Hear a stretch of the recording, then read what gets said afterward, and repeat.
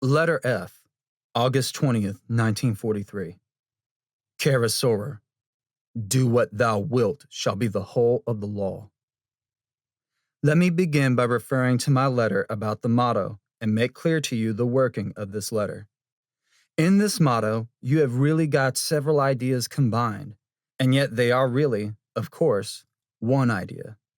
Fiat, being 811, is identical with O.T.O, and therefore Fiat Yod might be read not only as let there be or let me become, the secret source of all creative energy, but as the secret source of the energy of Jehovah. The two words together, having the value of 831, contain the secret meanings paramus and phallos, which is the same idea in different forms. Thus, you have three ways of expressing the creative form: in its geometrical aspect, its human aspect, and its divine aspect. I am making a point of this because the working out of this motto should give you a very clear idea of the sort of way in which Qabalah should be used.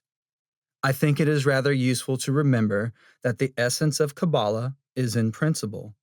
Thus, in your correspondence for Malkuth, Yesod, and Hod, you are simply writing down some of the ideas which pertain to the numbers 10, 9, and 8, respectively.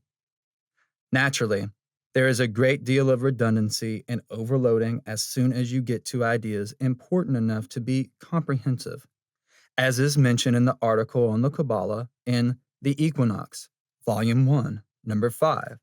It is quite easy to prove. On the other hand, you must be careful to avoid taking correspondences given in the books of reference without thinking out why they are so given.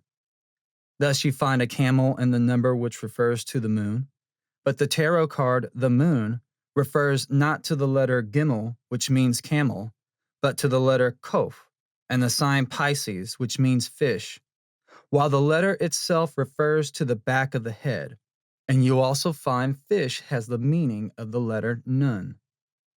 You must not go on from this and say that the back of your head is like a camel. The connection between them is simply that they all refer to the same thing. In studying the Qabalah, you mentioned 6 months. I think after that time you should be able to realize that after 6 incarnations of uninterrupted study, you may realize that you can never know it. As Confucius said about the Yi King, if a few more years were added to my life, I would devote 100 of them to the study of the Yi. If, however, you work at the Qabalah in the same way as I did myself, in season and out of season, you ought to get a very fair grasp of it in 6 months. I will now tell you what this method is. As I walked about, I made a point of attributing everything I saw to its appropriate idea. I would walk out of the door of my house and reflect that door is Daleth and house Beth. Now the word Dob is Hebrew for bear and has the number 6, which refers to the sun.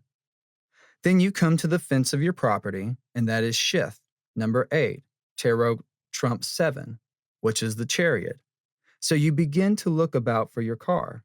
Then you come to the street, and the first house you see is number 86, and that is Elohim. And it is built of red brick, which reminds you of Mars and the blasted tower, and so on. As soon as this sort of work, which can be done in quite light-hearted spirit, becomes habitual, you will find your mind running naturally in this direction, and will be surprised at your progress. Never let your mind wander from the fact that your Qabalah is not my Qabalah. A good many of the things which I have noted may be useful to you, but you must construct your own system so that it is a living weapon in your hand. I think I am fair if I say that the first step on the Qabalah, which may be called success, is when you make an actual discovery which throws light on some problem which has been troubling you. A quarter of a century ago, I was in New Orleans and very puzzled about an immediate course of action. In fact, I may say I was very much distressed. There seemed literally nothing that I could do. So I bethought myself that I had better invoke Mercury. As soon as I got into the appropriate frame of mind, it naturally occurred to me, with a sort of joy, but I am Mercury. I put it into Latin, Mercurius sum, and suddenly something struck me, a sort of nameless reaction which said, that's not quite right. Like a flash, it came to me to put it into Greek, which gave me Hermes Emi, and adding that up rapidly, I got the number 418, with all the marvelous correspondences which had been so abundantly useful to me in the past. See Equinox of the Gods, page 138. My troubles disappeared like a flash of lightning. Now to answer your questions ad seriatim. It is quite all right to put questions to me about the Book of the Law. A very extended commentary has been written, but it is not yet published. I shall probably be able to answer any of your questions from that manuscript, but you cannot go on after that when it would become a discussion. As they say in the law courts, you must take the witness's answer. The Qabalah, both Greek and Hebrew, also very likely Arabic, was used by the author of the Book of the Law. I have explained above the proper use of the Qabalah. I cannot tell you how the early Rosicrucians used it, but I think one may assume that their methods were not dissimilar to our own. Incidentally, it is not very safe to talk about Rosicrucians because their name has become a signal for letting loose the most devastating floods of nonsense. What is really known about the original Rosicrucians is practically confined to the 3 documents which they issued. The 18th century Rosicrucians may or may have not have been legitimate successors of the original Brotherhood. I don't know. But from them the O.T.O derived its authority. The late O.H.O, Theodore Russ, possessed a certain number of documents which demonstrated with validity of his claim according to him.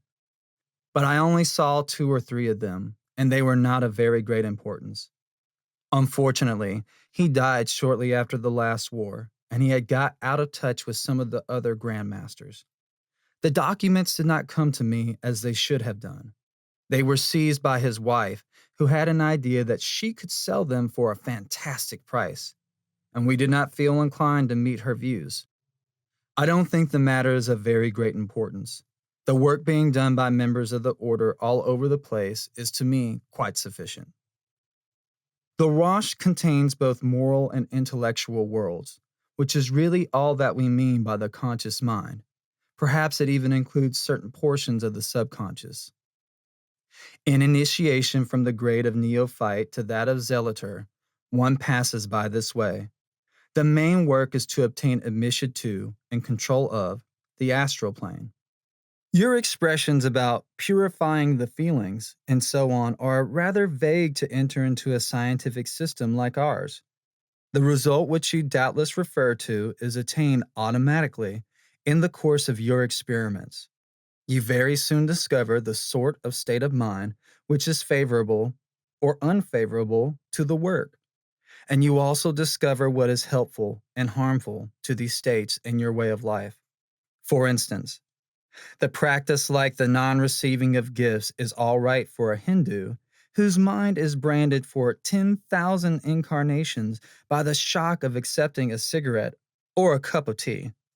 Incidentally, most of the Eastern cults fall down when they come west, simply because they make no allowance for our different temperaments. Also, they set tasks which are completely unsuitable to Europeans. An immense amount of disappointment has been caused by failure to recognize these facts. Your sub-questions, A, B, and C, are really answered by the above. All the terms you use are very indefinite. I hope it will not take too long to get you out of the way of thinking in these terms.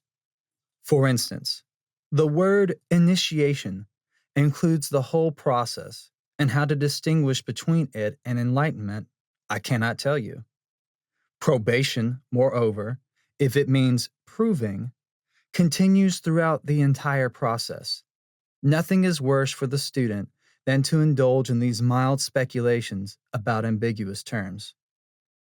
You can, if you like, Try to work out a progress of Osiris through Amenti on the Tree of Life, but I doubt whether you will get any satisfactory result.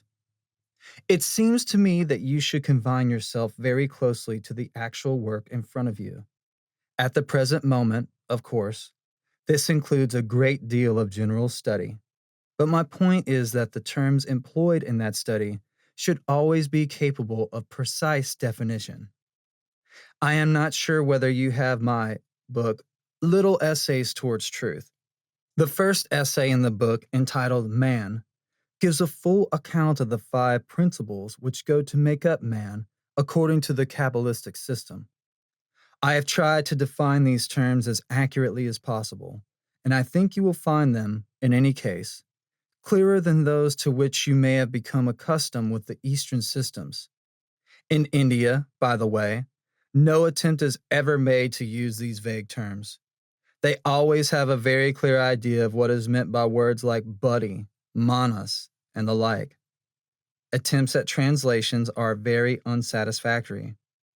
I find that even with such a simple matter as the 8 limbs of yoga, as you will see when you come to read my 8 lectures, I am very pleased with your illustrations. That is excellent practice for you. Presently, you have to make talismans and a layman for yourself, and even to devise a seal to serve as what you might call a magical coat of arms. And all of this sort of thing is very helpful.